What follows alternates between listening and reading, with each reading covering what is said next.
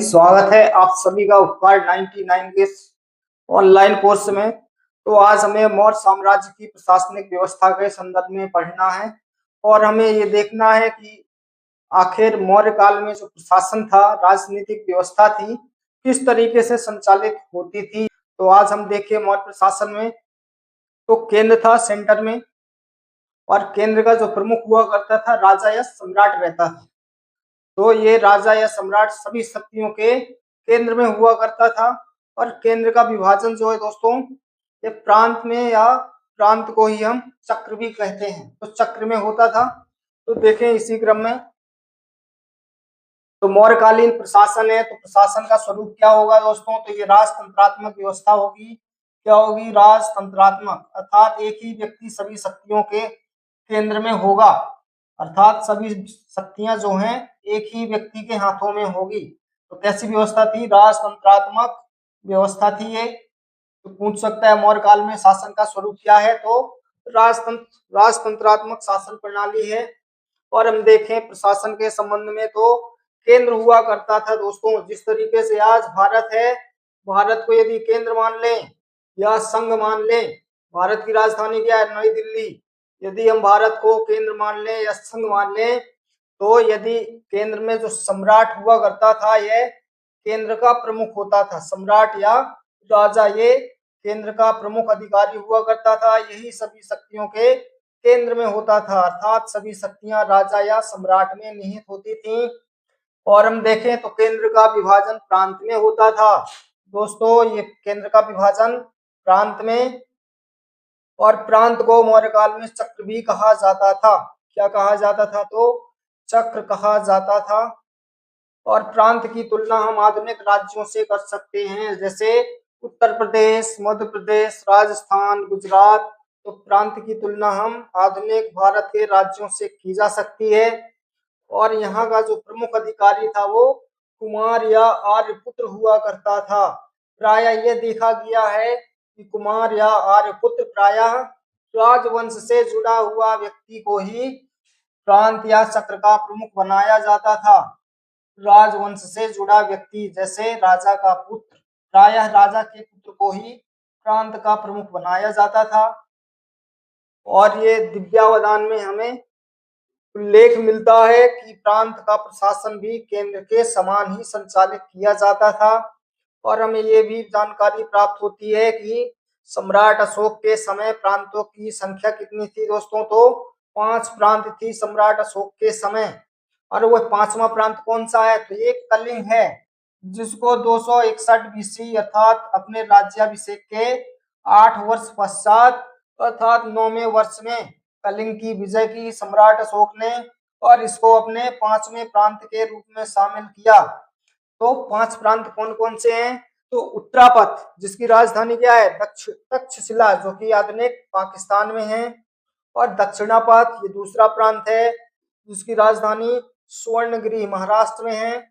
और तीसरा प्रांत अवंती है, और अवंती की राजधानी उज्जैनी है, जो कि मध्य प्रदेश में है।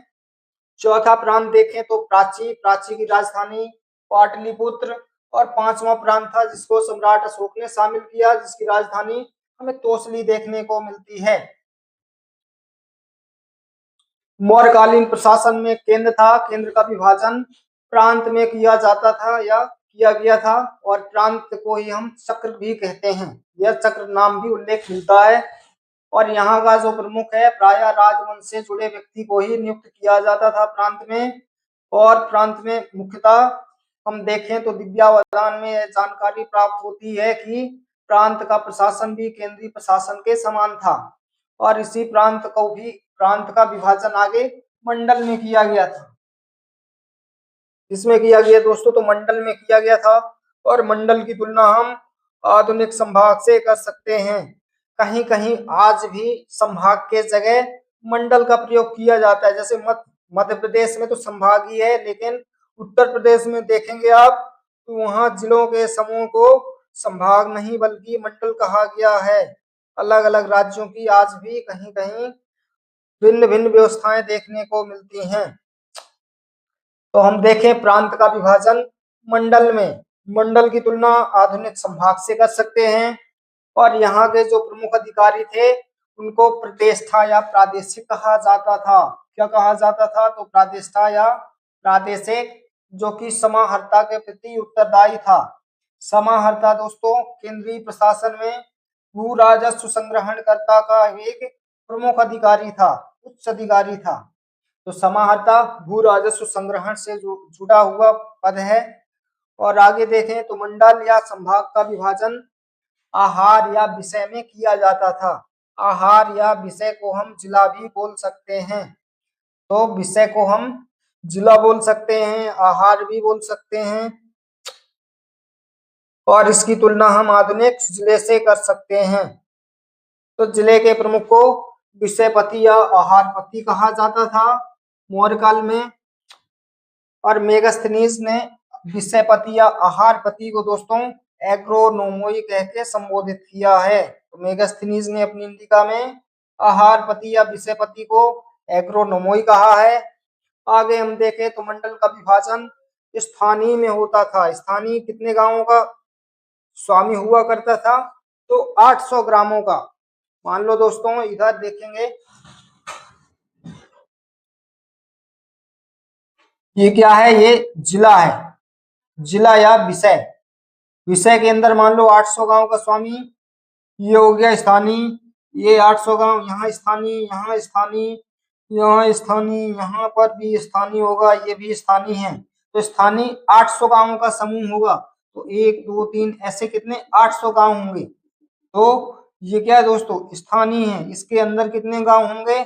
800 गांवों का स्वामी होगा। ये भी स्थानीय, इसमें 800 गांव, 800 गांव इसके अंदर भी है, इसके अंदर भी 800 गांव, ये 800 गांव, 800 गांव। तो ये जो 800 गांवों का समूह होता था, यहाँ के प्रमुख को स्थानीय कहा जाता था। और इन्हीं 800 गांवों के अंदर यह स्थानीय का विभाजन होता था 2 द्रोण मुख में, जो कि 400 गांवों का समूह रहा करता था। तो 2 द्रोण मुख के अंदर 400 गांवों का समूह, और इसी 2 द्रोण मुख के 2 द्रोण मुख का विभाजन हमें खारबेटिक में भी मिलता है, जो कि 200 गांवों का स्वामी हुआ करता था। और खारबेटिक के नीचे संग्रहण हुआ करता था, जो कि 10 गांवों का प्रमुख या 10 गांवों का स्वामी हुआ करता था। और हमें मौर्य काल में प्रशासन की सबसे छोटी इकाई मिलती है तो गांव या ग्राम मिलती है, जिसके प्रमुख को ग्रामणी कहा जाता था। और गांवों में हमें ग्राम वृद्धा परिषद का भी उल्लेख प्राप्त होता है, तो संभवतः गांव में न्याय का कार्य किया करती थी। आगे हम देखें तो जिला एवं गांव के बीच में हमें स्थानिक और गोप नामक 2 अधिकारियों का भी उल्लेख प्राप्त होता है, जिसमें स्थानिक क्या करता था दोस्तों? तो गांव से भू राजस्व को इकट्ठा करता, और जबकि गोप भू राजस्व का लेखा जोखा रखता। तो गोप क्या है? तो लेखा जोखा या लेखन से संबंधित व्यक्ति हुआ करता था, जबकि स्थानिक भू राजस्व को इकट्ठा किया करता था मौर्य काल में। आगे हमें नगर प्रशासन के संबंध में मेगास्थनीज की पुस्तक इंडिका से भी जानकारी प्राप्त होती है। तो नगर प्रशासन मुख्यतः मेगास्थनीज ने वर्णन किया है, और मेगास्थनीज लिखता है कि नगर का प्रशासन 6 समितियों के द्वारा संचालित किया जाता था। और प्रत्येक समिति में कितने सदस्य हुआ करते थे? 5 सदस्य हुआ करते थे। इस तरह से प्रत्येक नगर का प्रशासन 30 सदस्यों के द्वारा संचालित किया जाता था।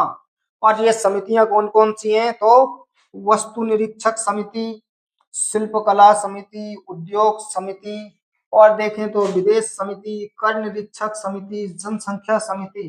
तो समितियों की संख्या कितनी है दोस्तों? तो 6 है।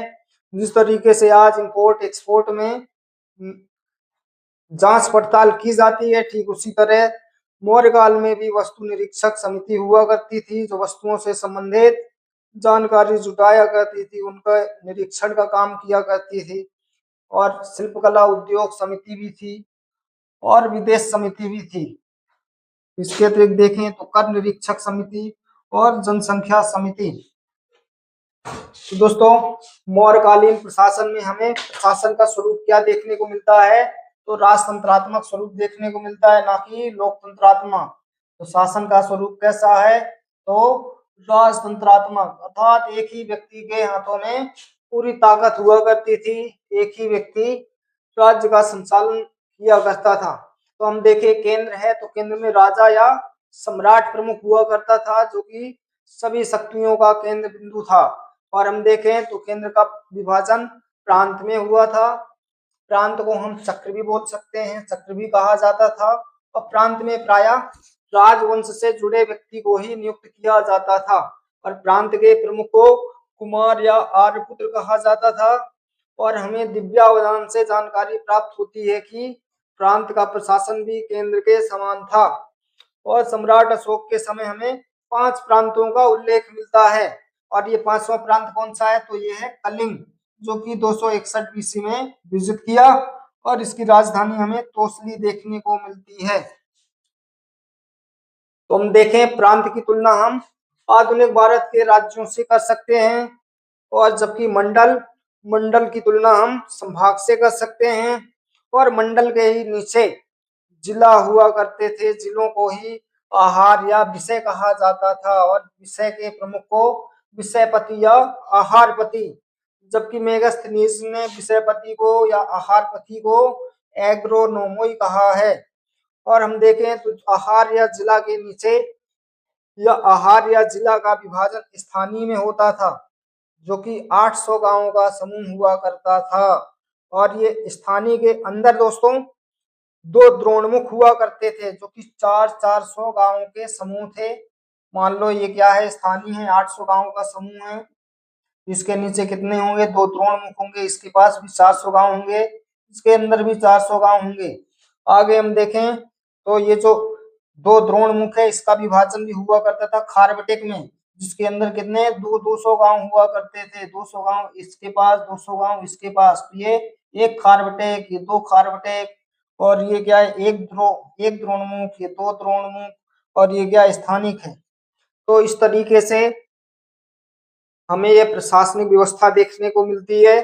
और खारबटेक के नीचे हमें संग्रहण नामक इकाई का भी उल्लेख मिलता है, जो कि 10 गांवों का प्रमुख हुआ करता था, अर्थात 10 गांवों का स्वामी या प्रमुख हुआ करता था। और संग्रहण के नीचे हमें मौर्यकालीन प्रशासन की सबसे छोटी इकाई गांव या ग्राम का भी उल्लेख प्राप्त होता है, जिसका प्रमुख ग्रामणी हुआ करता था। और माना जाता है कि गांव में ग्राम वृद्धा परिषद भी हुआ करती थी। वृद्धा परिषद मतलब वृद्ध लोगों की सभा या परिषद। तो ये मुख्यतः न्याय से संबंधित काम किया करती थी, और भी गांव के महत्वपूर्ण निर्णयों से संबंध में काम किया करती थी। और हम देखें तो जिला और गांव के बीच में हमें 2 प्रमुख अधिकारियों का भी उल्लेख प्राप्त होता है। तो पहला देखें तो स्थानिक, जो कि भू राजस्व का संग्रहण करता, और जबकि गोप नामक अधिकारी भी था, जो कि भू राजस्व का लेखा जोखा करता, उसका रिकॉर्ड रखता।